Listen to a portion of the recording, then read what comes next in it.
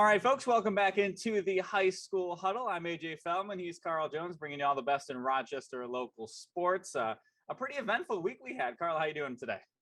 I'm all good, no complaints. Happy we got out of this snowstorm, relatively safe and healthy. Nothing too crazy, but happy that's behind us now, and just got to deal with the bitter cold. Yeah, now we just got cold. I saw it's going to get down to -6 Friday night, I believe. I might have talked about it here. I spent 2 years in Minnesota, so -6, that can be a high for certain days. Here, it's the lowest temperature it'll be all year. So, some of us are a little more seasoned for the cold weather these days. That's for sure. Yeah, I can't say that I'm too enthused about it. No, I'm not saying I am either. I'm just saying that I get to be condescending when everybody talks about the cold. I still hate it, but I just get to feel superior. Speaking of superior, we had a great hockey battle. We'll start off the show with. We don't get to a lot of these, Rochester versus Syracuse, Rochester versus Buffalo teams, because obviously, here in Rochester, we like to see both of our local teams competing. But when you get a game on the schedule like we had last Thursday night, sometimes you got to make the trip out there. And we went out to Victor and West Genesee, two of the top 10 teams in the state of New York. West Genesee came in entering second. They did not leave entering second as Victor got the win 5-3. Carl, you were at that game. And just when you came back, I think you said the comment like, I haven't been to a ton of hockey games. This is my first winter really covering it. You can tell these were some good hockey teams. Oh yeah, 100%. It was just their mannerisms, the way they were moving up and down the ice, even like in warm-ups and stuff like that. When you see a confident team that knows that they're good, and I can see it on both teams from from the first time that the puck dropped. But I think the thing that kind of stood out to me, and I guess when I said it back to you guys, it kind of made me realize like, oh, Victor's really, really good.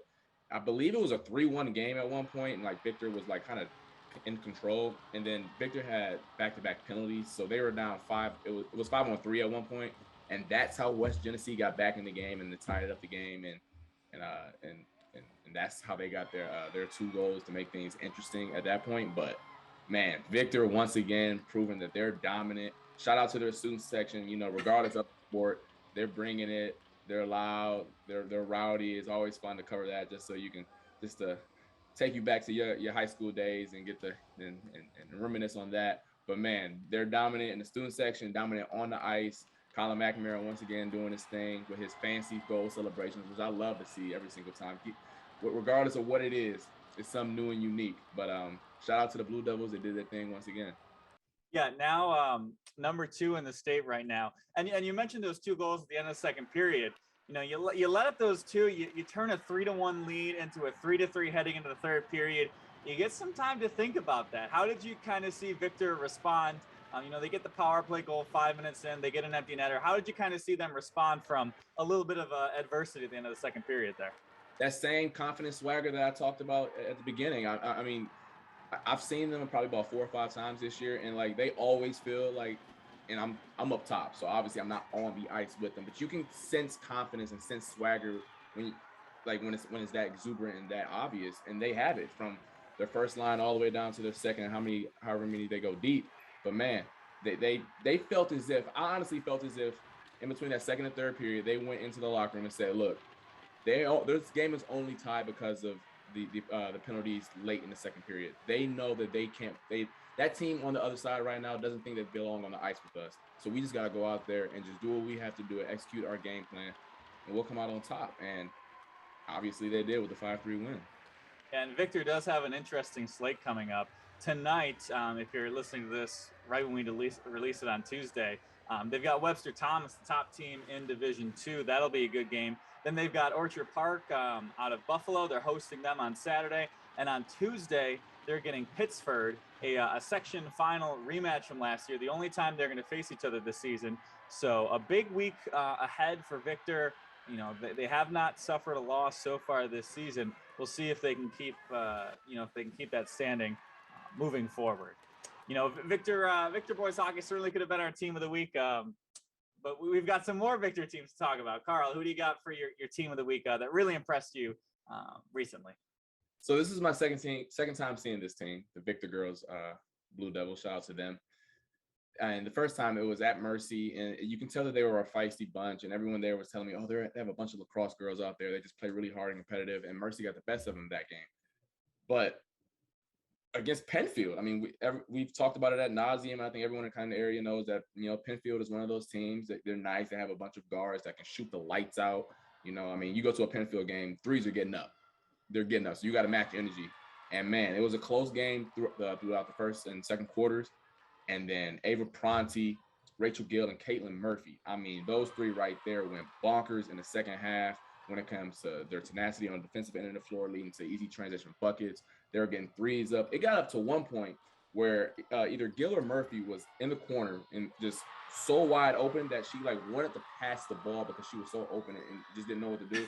So everyone in the crowd was like, just shoot it. So she threw it up. Is that too open shot there?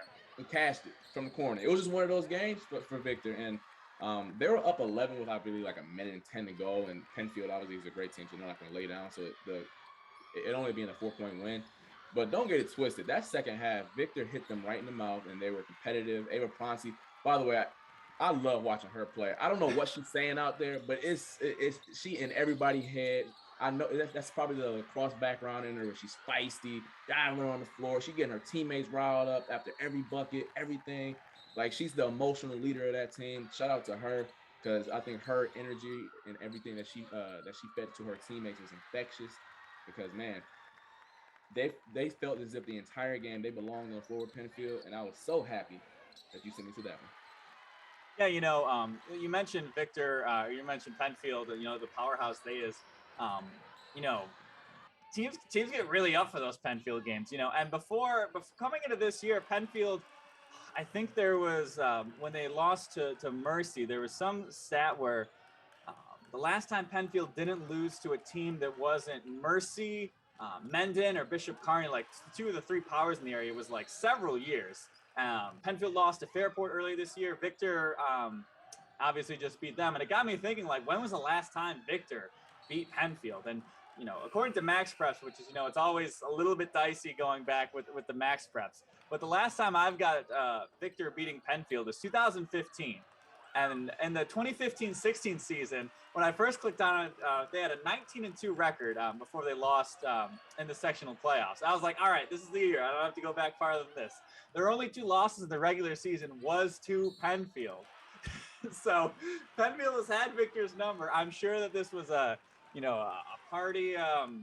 It was in Penfield, right? So a party on the bus back to Victor. I'm sure they were loving that one. They've got a good test coming up tomorrow, which we'll get to later as well. A big slate of girls basketball games. Got a couple good ones. We'll get to those in a little bit. But certainly a nice win for the Victor girls basketball team. They've got a pretty good squad all around at Victor, which takes us to my team of the week, the team that was able to finally knock off the Victor boys basketball team, and that was the Vikings from Mendon, ranked third in the latest state rankings. And it's going to be tough to beat them. You look at their regular season schedule, it's tough to find a loss for them until they get to the playoffs. I was at that game last night, a game that everybody's kind of had circled on their calendars. It's the only matchup of Victor and Mendon this season. They're not going to meet in the playoffs. Mendon in Class A, Victor in Class AA. So this was a great test between two of the top teams in our area, and it lived up to the hype. Close game in the entire time. Neither team was able to build up a double-digit lead throughout. Mendon was up going into the halftime. They were up. Let me make sure I get this right on my notes. 37-30 at the break. Blue Devils fought back. Phil Ongwo had 9 points in the third quarter. He had a team high 23. They got a brief lead late in the third. Mendon took the lead into the fourth. And then in the fourth quarter, I think what really separated Mendon in this one was the diversity of scoring attack. We've talked about Victor before. Phil Ongwo, obviously a great talent, but they were able to, I don't think they were doing a pure box and one on him in the fourth quarter there, but they were giving a lot of attention to Phil. He would get the ball on the, maybe not on the right low block, maybe just a little bit out. They had Jackson Green really shading in. Their coaches were telling him, stay there, get that double team, because he's so strong with his power moves. He can take you one way, even if you're in good position. he can just use his physical presence to get around you. So when you have that second guy there, it creates a lot of problems. And then on the other side, Mendon, Jackson Green is obviously, one of their top players. Caleb Lewis, he was doing great things in the fourth quarter, but they've also got Kidder Lindley. They also got Connor Rook, who can put up double figures. And I think that's really what separated Mendon in this game, is that when Victor, their number one scoring option, was shut down, they had a more difficult time scoring the basket. Mendon, they were just able to get out in transition, play good defense. And I know you've seen them before, so we can both speak about just how great this Mendon team is. 26 straight wins dating back to last season, where they went undefeated, obviously no state tournament. So 15-0 season last year, off to an 11-0 start this season. No, yeah, that diversity of attack is one thing that I noticed off rip with the couple times I've seen them this year. Because obviously I knew about Jackson Green because of his football prowess. And then Caleb Lewis also I was told about. But then when you watch them play, it's not like they just force feed one guy and say, go put the ball in the cup. It's kind of like, I'm not going to say just like a hot potato and like whoever shoots it, but it's like everyone kind of has the free will to put a shot up and get a bucket if they feel as if it's appropriate in that time. And that's what makes them dangerous, because they have those two head honchos with Lewis and Green. But then, like you just said, Kidder Lindley, don't sleep on him. He can put up an easy 10 to 15 if need be, and then obviously the others as well. And I mean, their record speaks for itself. And I mean, they knocked down the other AA dog who was undefeated on the year. I mean, they've been getting their love in the state rankings. It's going to be tough to beat that squad, yo. Yeah, we'll see if, maybe a matchup with East in the crossover game in A1, A2, maybe that is there. And another thing about Jackson Green, defensively, obviously, he's tall, he can leap, he can jump. There was a point late in the fourth quarter, less than 2 minutes to go. Victor, they were, starting to foul, starting to press. They got their turnover. They got their open layup. But Jackson Green was just right behind the kid trying to make his layup. And it was not pretty. He got a little afraid of the footsteps coming behind him. He went off like basically the side of the rim. So they have that presence on the other end as well. It was not a pretty sight. It did not make the highlight, to say the least. But that's just both challenging offense, but just imposing defense on the other end. Where if you put this up the right way, you are getting on TV, because Jackson Green's going to send that right into my camera. So once again, Mendon off to a great start this season. And the other thing, we saw them on Friday. We thought it might be our game of the week. They took on Canandaigua. They ended up kind of running them out of the gym in the first half. Canandaigua was a good team. They beat Eastridge earlier this week, handed Eastridge their only loss of the season. So, on a performance like that alone, that could have, justified them being in there. I was thinking about having Canandaigua being my under-the-radar team for that win over Eastridge, but they got handed to it by Mendon. Mendon's going to be tough to beat in the playoffs for sure. Speaking of our under-the-radar teams, we both got some squads making some late season pushes. Carl, who do you have for your under the radar team this week? So for me, it's going to be the Cougars donning the black and gold, black and yellow, whatever they want to say that their yellow color that is, HFL Cougars. They started off the year 1-4, and this was before Christmas break. So obviously they started off the season rough. Just call a spade a spade. They've won 7 out of their last 8 to make it 8-5 on the season. So whatever happened between Christmas Day and the 3 days after that, I don't know what they asked Santa Claus. I don't know what.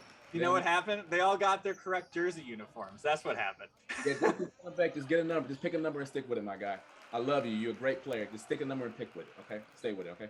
But they're that's clearly a team that's rolling now at this point. I saw them earlier in the year where they lost a tough one to Batavia. They play Batavia tomorrow night to get some revenge.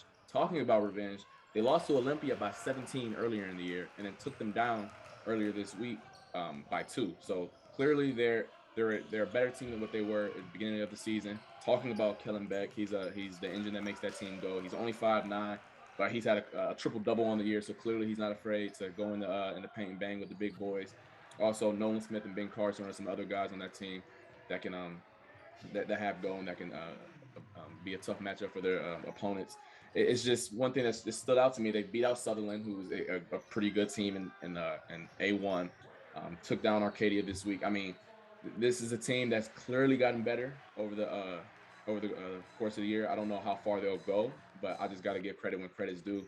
Winning 7 out of your last 8 after starting the year off 1-4, when you could have easily folded and let the season go down the drain, it was just respectable, and I got to get a shout out to the Cougars for that. Yeah, you mentioned the kind of redemption against Olympia. They've got Batavia, like you said, coming up tomorrow. They've got Canandaigua early February, who, like we mentioned before, is going to be a tough test. They've got East Ridge later in the season, who also handed them a loss. That was a good game. We had a camera there. That's a great matchup of two of the top big men in our area. So HFL, certainly, that's a team that made the sectional finals last year, lost to East. And I believe they actually made it. No, I think it was just last year they lost in the sectional finals. So, a team that maybe can and be that dark horse in the playoffs. Everybody's in that A2 bracket. It's kind of tough to find a team to compete with East Ridge. It's actually looking at it right now. You've got East Ridge at the top. You've got East, of course. You've got Sutherland. You got HFL. So you got Wayne as well. Mason Blankenberg. I'm not going to count out him by any stretch of the imagination. So I think that A2 bracket, while certainly East is probably, I would put my money on the Eagles. That's going to be that Final Four or Final Five. That's going to be a tough little top of the bracket there. Well, 100%. Those teams, they all got guys that can make the team go. Talking about Blankenberg, they lost to Palmac, but Mason was not playing, guys. Just letting you know. Obviously East with Damani Barley, Killenbeck with HFL. Saquon Wester at East. This some star power in A2. Let's see who rises to the top.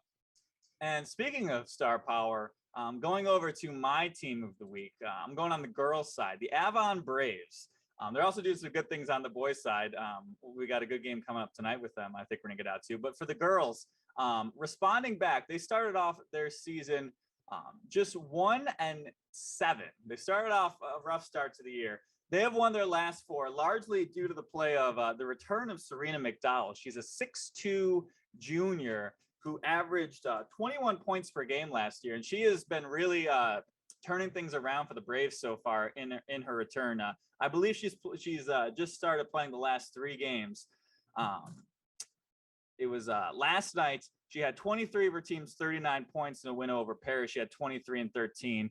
Against Leroy, she had 24 points, 8 rebounds, 4 steals. And then in her first game back, or at least the first game that we have numbers for her, she had 10 points in a win over Warsaw.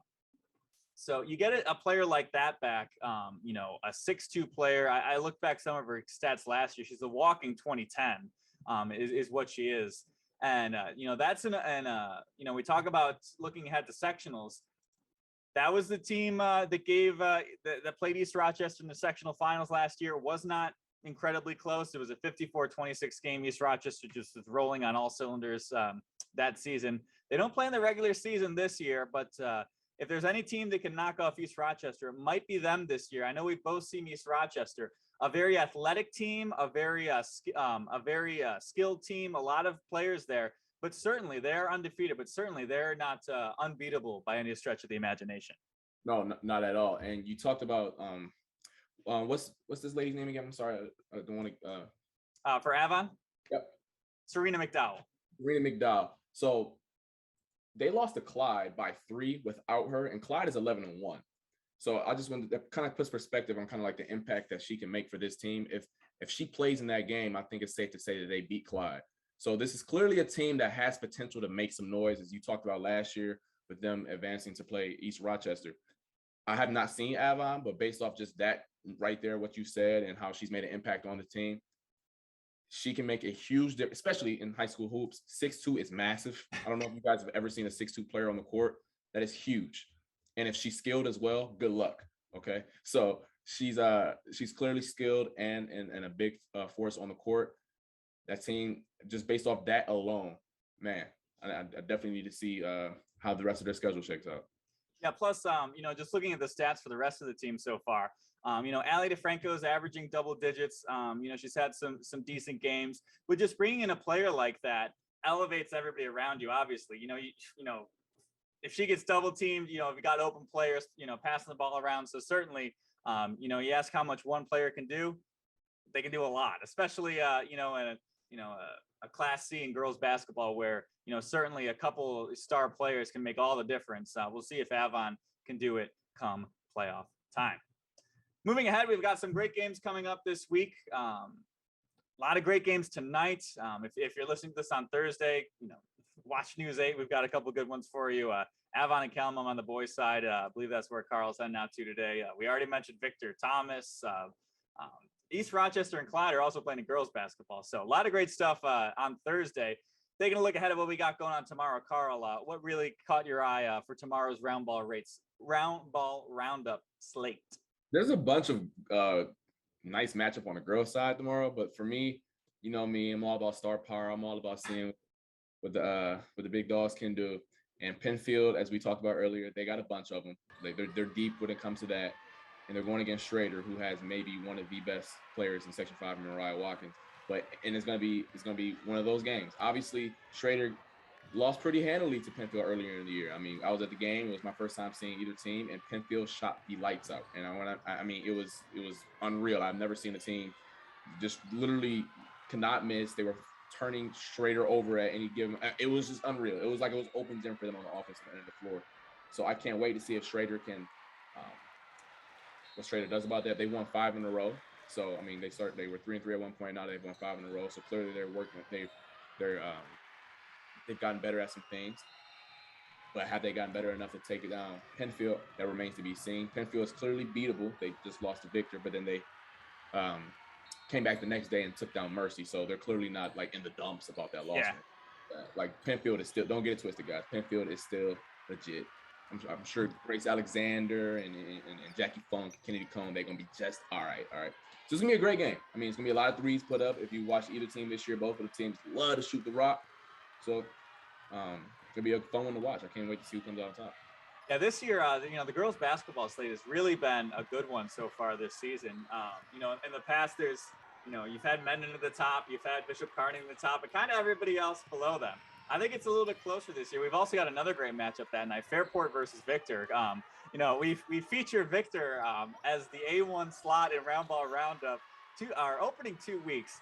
They might get the third slot with that Fairport Victor game. Fairport's really turned it on late in the season. The Ella Bella and now Nevaeh, we got to get her in there as well. It's not just the Ella and Bella show, but that'll be a great game as well. I'm taking my attention for my game of the week onto the ice. Saturday afternoon, you've got Penfield, you've got Churchville-Chili, 2 of the best teams in our area, 2 of the highest scoring teams in our area. Penfield at 9-1-1, Churchville-Chili at 7-6-1. Obviously Penfield 8th in the entire state in the latest state rankings. Their only loss of the season coming outside of Section 5 play to Canton. They tied Victor earlier in the season. Churchville-Chili 7-6-1. They've got some good results this season. They played Victor tough 3-1. They have not played Penfield so far this season, but Churchville-Chili, we've talked before about their scoring prowess, that top line. Churchville-Chili is still searching for their signature win. This could certainly be it. They've played some of these top teams tough, but just haven't been able to come out with a win. They did get a nice win over Webster Thomas 5-4, so certainly you can point to that as a feather in their cap. But they'll get another chance on Saturday at their home arena in Scottsville. That should be a good game that I'm looking forward to see how it's all going to go down. Tons of goals, more goals. Anytime the Saints are on the docket, you just best believe that goals are being put in the net. They're fun to watch. I've only seen them once, but man, it'll be a fun one to see who comes out on top in that matchup. Yeah, and they've got Penfield a week later, Saturday night in Webster. So the Saints and the Patriots, they're going to get quite familiar with each other. We'll see if anything from that first game rolls over to the second. Usually it's basically a series they've got going right now. So like a playoff hockey series, always gets a little chippy in that second game. We'll see. And I've seen some chippiness from Churchville-Chili in the past. So we'll see what happens this week with the Saints. That is all the time we got for you on the high school huddle this week. We got, as we mentioned, a ton of great games coming to you. So be sure to stick a tune on RochesterFirst.com and News 8, high school huddle. We got the Chiefs and the Bills, of course. But we've also got a lot of high school action for you. Isn't that right there, Carl? Yes, sir. All right. That is us for the high school huddle. It is time to break the huddle. Thank you for joining us.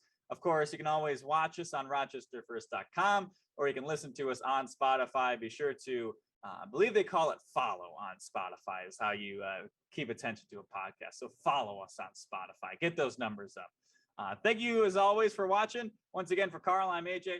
Have a great rest of your week.